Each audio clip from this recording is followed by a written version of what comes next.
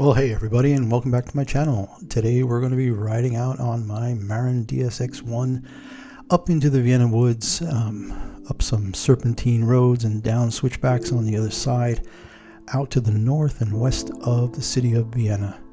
Had the GoPro going, and I'm using the telemetry overlay software to capture all the data. Just a really fun ride out there riding down these switchbacks. The data is really pretty accurate for most of it, although there are some speed values that jump in every once in a while that really throw it off. So when you see me doing 100 kilometers an hour, didn't happen.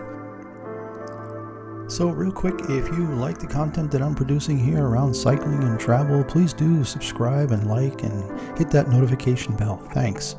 So the way the video is set up today, the intro here is going to be about 4.5 minutes of me going down these switchbacks, and then we're going to look at the relive video of the entire route that was generated from the Garmin data from my Garmin Edge Explorer, and then about the last 8 or 9 minutes are going to be different segments of the full ride, starting with the uphills to get out there and then back down these hills and along the Danube River after the city of Tulln, coming back around to Vienna. All in all, it was a 73 kilometer ride today, about 45 miles, and about 600 meters or 2,000 feet of elevation gain, and that all happened right at the beginning. And then, as always with my rides, I end with about a 200 vertical foot climb back up to where I live in Vienna.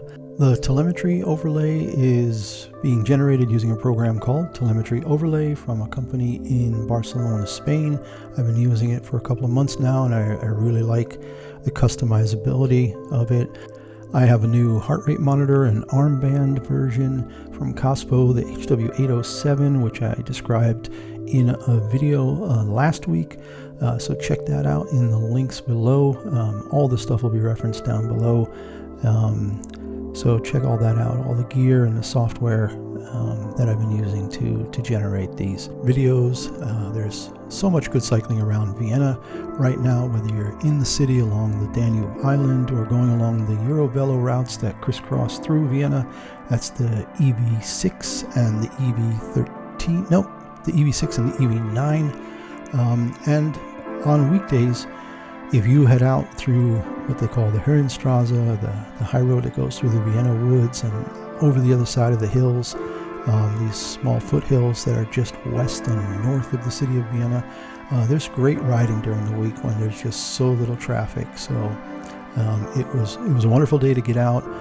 Looked like it was going to rain the whole time, never did. Had rain gear with, but didn't need it, and just really enjoyed getting out there. I do this route probably twice a year, 3 times a year. Just love doing the switchbacks and really enjoy that. So enjoy the video. I'm going to go into silent mode here and hope you enjoy it, and just let the music take you home.